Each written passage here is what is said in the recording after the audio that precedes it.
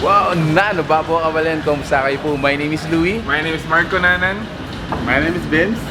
Welcome to Pampanga, guys. For today's vlog, nandito kami ngayon sa isang bagong Mexican restaurant dito sa Mabalacat, Pampanga. And earlier, grabe, nabusog ako.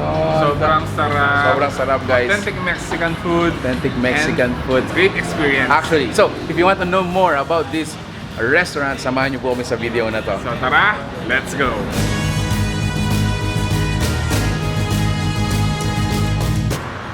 So, this is the place. If you notice, guys, we have around 10 tables, no? Very intimate, hindi ganun siya kalakihan. Dining experience natin dito is out festival. If you notice, guys, so nandun yung main road natin, yung highway natin. So, added experience dito sa mga pagkain natin dyan.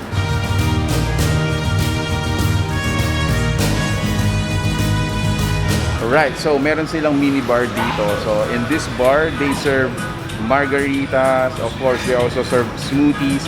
And how about you, bro? What do you expect? I like this one. Margarita? Yes, Alright. spicy margarita. So, masama natin dito si Barista Jericho. Ayan o, very entertaining.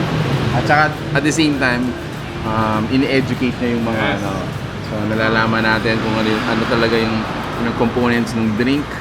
What's it taste like? Anong expectation mo when you drink it? So this is our booze concoction for tonight.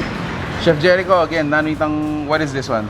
Blue margarita, Blue margarita, and then spicy margarita, spicy margarita, cucumber margarita.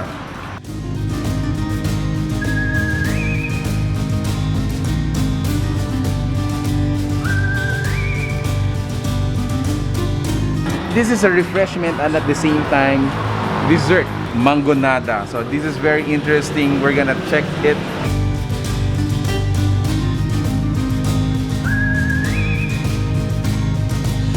Ayan, grabe. So finally we were able to sit on our table, and thank you so much Amo for inviting us. And sobrang excited namin ng mga kasama ko dito. So, syempre nasa harap ko, meron tayo ditong quesadillas. So, meron tayong flavor na chicken and cheese. Yan. So, meron tayo ditong yung kanilang al pastor, marinated pork with pineapple. Then, meron tayo tayong asada, which is yung sirloin steak. And syempre yung kanilang camaron, which is yung shrimp with purple cabbage. And then we also have some burritos. Of course, what is a Mexican restaurant without burritos? So mga burritos nila, we have al pastor, asada, and camaron. So, let's get it on. Tikman na natin to. So guys, as an authentic Mexican restaurant, yung dining experience dito, gusto nila ganun din. So, if you notice guys, wala tayong utensils dito. So, More on ginagamit natin yung mga bare hands natin. they encourage us to use our hands talaga mismo. So, the way, Mexicans really use it. And dito ko nakita na yung mga burritos nila are wrapped in saging. Yeah. Actually, it makes sense eh. Instead of foil, instead of yung paper parchment, mga ganyan. And yeah, good thing to mention din yung mga salsa, yung mga dips nila dito. Yes, so we have pico de gallo, ayan. We also have garlic ayola, and then meron tayong spicy version, and then lastly, of course, the salsa. Very famous salsa ng mga Mexican food. So I wanna use this one, put it here. There you go, guys. And then straight to the mouth.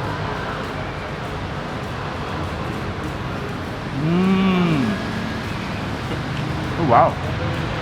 Sa mga small bites naman nila, syempre available din yung kanilang amor nachos, fully loaded cheese. And syempre sa mga corn lovers, meron tayo dito yung mga Elotes. Yeah, so Yan. that's what they call it, elotes. Full of spices and flavors na. Oh.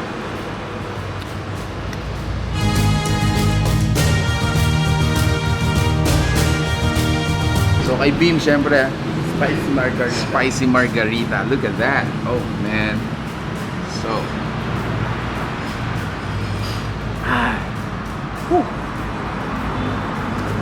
Gugulis siya. Oh, yeah. Sa mga usual na pinupuntahan natin, like mga samgyup salad, ramen, I think what Mi Amo is trying to tell us is try different. Yes. Iba naman yung subukan natin ngayon. Theyre is authentic Mexican food na you must try dito sa Mabalacat. And at the same time, if you're looking for that kind of food, make sure to check this out. It's along McArthur Highway. So talagang makikita mo siya in the middle of the road, no? Isa sa mga kumbaga well-lit na restaurant dito po. So guys, if you're looking for these kinds of food, make sure to tag your friends, share this video, give us a like, and enjoy Mexican food sa Mi Amo. That's it. Thank you for watching. We're in Pampanga. Until our next discovery. Peace out. Bye.